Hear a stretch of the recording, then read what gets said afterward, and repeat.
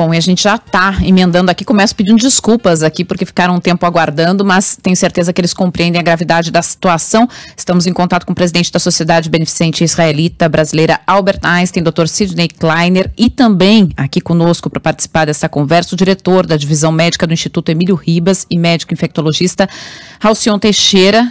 Bom, muito obrigada por atender aqui a Band News FM. Eu começo falando com o Dr. Sidney, porque a Marcela Terra entrou há pouco lá, falando conosco, direto do Hospital Albert Einstein, falando em lotação de 100% com fila de espera. Se confirma isso, Dr. Sidney? Bom dia, Ellen, bom dia, Sheila. Bom dia. Na verdade, hoje nós temos uma ocupação aqui no Einstein de 99% da nossa capacidade. E há de lembrar de que esse 99% é relacionado às doenças que são Covid e as não Covid. E isso tem sido uma constância desde início desse ano, praticamente quando aumentaram os casos de Covid, mas também aumentaram os casos de doenças não Covid. Então, a fila de espera nada mais é do que um tempo no pronto atendimento para que as altas do dia sejam dadas e os leitos higienizados, a gente chama isso de giro de leito, e os pacientes possam ocupar os apartamentos, né? Em termos da mobilidade, nós temos aqui uma expertise acumulada desde o início da pandemia, no ano passado, de como transformar, conforme a demanda, alas não Covid em alas preparadas para a doença da Covid, especialmente os leitos de UTI, que muitas vezes são criados a partir de alas convencionais, à medida que a demanda aumenta, como tem acontecido aí nos últimos dias. Dr. Halcyon, gostaria de ouvi-lo também sobre qual é o cenário de momento, qual é a situação no Emílio Ribas. Bom dia. Bom dia a todos, prazer falar com vocês.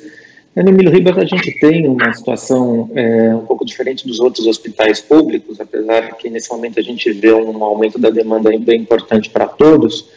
Mas como a gente foi elencado como um hospital de referência, quase sempre a gente viveu cheio, né? A gente teve um pouco de alento aí nos meses de setembro e outubro, quando a gente achava que ia ter uma redução importante, que talvez isso se mantivesse, mas desde novembro a gente voltou aí a ter uma demanda importante. Então, como a gente fica drenando os pacientes da rede, ajuda inclusive o interior, está vindo paciente da região de Campinas, de Sorocaba, até da Baixada para cá, hoje a gente tem aí considerado uma taxa de ocupação de 100%, por essa característica. A gente tem, quando a gente tem o leito vazio, a gente acaba aceitando um paciente de fora. E associando aí o que o Sidney já falou, né, as outras doenças não pararam. Então, esse vai ser um grande desafio, né? A gente mantém ainda aí uma demanda não tão pequena das doenças que a gente já atendia.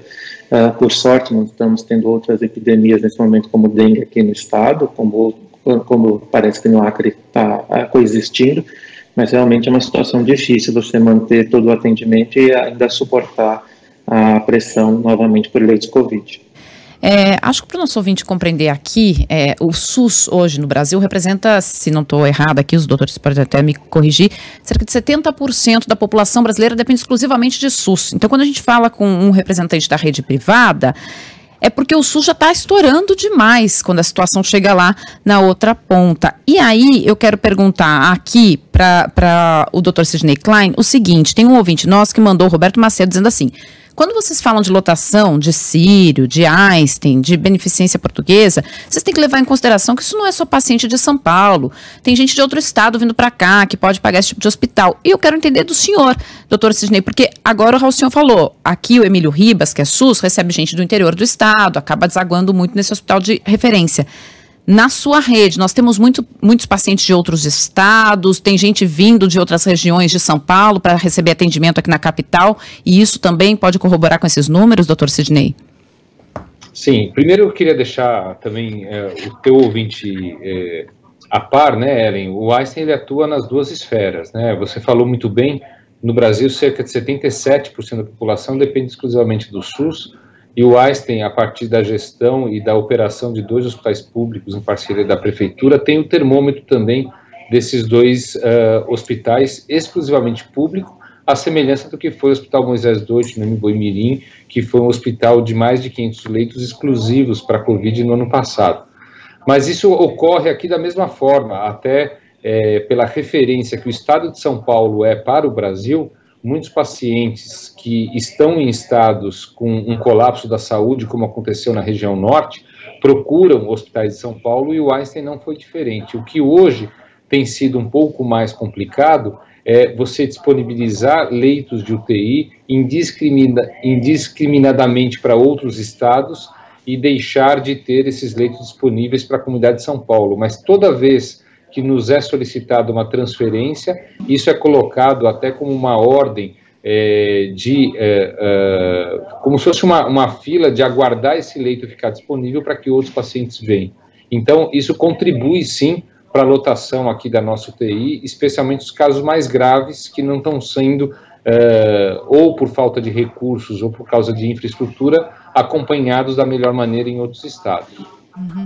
Dr. Halcyon, já há uma percepção de sua parte, ou se houver dados já, eu gostaria de ouvi-lo sobre isso, do perfil de internados que hoje ocupam esses leitos de UTI? A gente já ouviu de alguns médicos, inclusive, que esse perfil, um ano atrás, alguns meses atrás, era formado por idosos, por pessoas com mais de 60 anos, mais de 70 anos, e que hoje esse perfil é de homens e mulheres muito mais jovens. Isso tem de fato acontecido, e é um fato também que, até por serem mais jovens, eles acabam permanecendo mais dias nas UTIs, ou isso também tem a ver com o fato de o corpo de médicos, enfermeiros, profissionais de saúde, hoje saberem mais sobre a doença e saberem como administrar melhor a situação?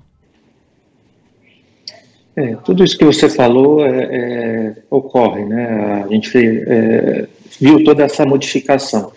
É claro que hoje a gente ainda tem, né, mais pacientes acima de 60 e 50 anos como os mais graves, mas a gente viu por um momento esse aumento proporcional de pacientes mais jovens, só que com comorbidades, né? Então parece que a doença ela não é só relacionada à idade, mas sim também às comorbidades, por exemplo, como obesidade, como pressão alta, como diabetes. Então a gente viu pacientes mais obesos e jovens que vieram mais. Ao mesmo tempo que a gente precisa ver que a quantidade de jovens tem se infectados mais, de pessoas mais jovens. Então, existe uma cascata que, apesar de as complicações serem menores, mas se aumenta a quantidade de pessoas jovens se infectando, certamente as que vão precisar de uma internação, ou leito de enfermaria, ou de UTI, vão aumentar, porque isso acaba sendo proporcional à quantidade do número de casos que a gente tem. Então, a gente realmente tem visto isso, há uma certa mudança, mas ainda as complicações maiores acabam ficando aí as pessoas com mais idade. Doutor Sidney, a gente tem ouvido falar muito sobre essa nova cepa, a cepa de Manaus, que está já espalhada pelo Brasil, embora a gente faça muito pouco sequenciamento genético para saber quais são as cepas que estão infectando as pessoas. Você já pode falar sobre o perfil dos seus pacientes, se a gente tem realmente muitos casos dessa nova cepa, vocês têm essa noção, e qual é essa diferença que vocês percebem entre os casos da nova cepa e os anteriores? Bom, talvez o Halcyon tenha até mais propriedade pela especialidade, ele é um professor de infectologia, de falar sobre isso, mas o que a gente tem visto é que a transmissibilidade, conforme alguns estudos já demonstraram, a transmissibilidade dessa nova cepa ela é maior. Então, além da exposição da nossa população estar acontecendo em número maior de vezes, quer dizer, especialmente os jovens, como já foi citado, o número de jovens aumentando as suas infecções, isso acontece também numa situação em que as novas cepas se tornam mais transmissíveis. Agora, a confirmação da maior letalidade, ou maior gravidade dos casos dessas novas cepas ainda não foi possível obter, e o que a gente tem experimentado aqui, na verdade, são situações semelhantes aos doentes graves, como no ano passado. Não houve aí uma observação, não há nenhum estudo ainda com evidência suficiente que permita falar que ela é mais agressiva ou que cause maior mortalidade. Sim, a transmissão, sim, isso já há documentação em alguns trabalhos pelo mundo, mostrando que ele é mais transmissível, inclusive um trabalho recente mostrando que a carga viral encontrada nos pacientes acometidos por essa nova cepa ela é maior do que aqueles que acometidos por as cepas mais anteriores. Há de se falar também que o Brasil necessita de um investimento maior para que a gente pudesse fazer sequenciamento em escala suficiente para poder ter essas informações. Por enquanto, esses sequenciamentos são feitos de forma muito ocasional, sob a forma experimental e de pesquisa. Bom, jogar então para o Dr. Halcyon também essa mesma pergunta, Dr. Halcyon. Enquanto os seus pacientes aí no Emílio Ribas, você consegue perceber a presença dessa nova cepa? Dá para saber se tem alguma diferença em termos de sintomas, de gravidade? Na verdade, o que a gente tem percebido, mas ainda é uma percepção não só aqui, como nos outros hospitais, quando a gente conversa com colegas, o que a gente atende também. Primeiro que está mais notável, né? A gente não sabe explicar se é só redução na mobilidade que explica isso, mas a gente tem visto realmente um grande número de casos, às vezes uma pessoa transmitindo para muita gente. Então, a gente teve casos no carnaval aí de famílias que de 10, 7 pegaram, de 15, 10 pegaram. Então, a gente tem visto, de novo, este aumento da capacidade de transmissão. A gente não sabe direito se está relacionado só a essa cepa nova, porque a gente ainda não tem essa noção total de quanto que ela está circulando aqui no estado. Talvez a cepa P2, que é a cepa mais normal, a tradicional, ainda esteja em maior evidência, mas essa cepa P1 ela está chegando com força, e aí que vem a ideia da fase roxa que eu vi que vocês comentaram antes. Mas o que a gente vê também, às vezes, são doenças um pouco mais agressivas, ainda tudo na percepção. Então, jovens tendo febres mais altas e mais precoces. Então, internações mais precoces. A Covid, ela apesar da medicina não ser nada matemática, não é uma doença, uma matéria exata, mas a Covid, ela respeita mais ou menos os dias dela. Então, assim, ela começa uma fase mais viral e ela vai piorando e se tornando inflamatória depois do quinto, mais para o sétimo, para o 10º dia, a gente vê as piores. E a gente tem visto, às vezes, internações mais precoces. Então, ainda são percepções. Existem pessoas trabalhando esses dados lá em Manaus para que digam para a gente, né, onde a cepa está realmente circulando com intensidade, como é que são as características desses pacientes, mas fica essa percepção de pacientes que vêm vindo de lá, ou alguns daqui, que tem sido uma coisa mais intensa do que a gente estava acostumado a ver e às vezes mais duradoura também. Bom, nós colocamos aqui no Band News São Paulo, lado a lado, 2 médicos que são representantes de 2 hospitais de referência, um da rede privada e um da rede pública, para que a gente tenha uma noção mais clara, mais completa sobre a situação nos hospitais. Para a gente encerrar, eu gostaria de ouvi-los sobre o estado de esgotamento por parte dos profissionais de saúde e que a gente trouxesse aqui também um alerta para a população, porque a gente sabe como o comportamento dessa pandemia também depende muito das atitudes individuais das pessoas. A gente falou aqui das contas e a gente está pagando uma conta cara ainda, das festas de fim de ano, uma conta que está chegando também do carnaval e quais as previsões para esse mês de março, começando com o Dr. Kleiner. Bom, acho que eu vou começar de trás para frente, Sheila. As previsões não são tão boas para o mês de março, porque o ritmo de vacinação também está sendo muito lento. Então, nós temos uma ínfima porcentagem da população sendo vacinada por conta, obviamente, da falta de insumos de vacinas em quantidade suficiente para o tamanho da nossa população.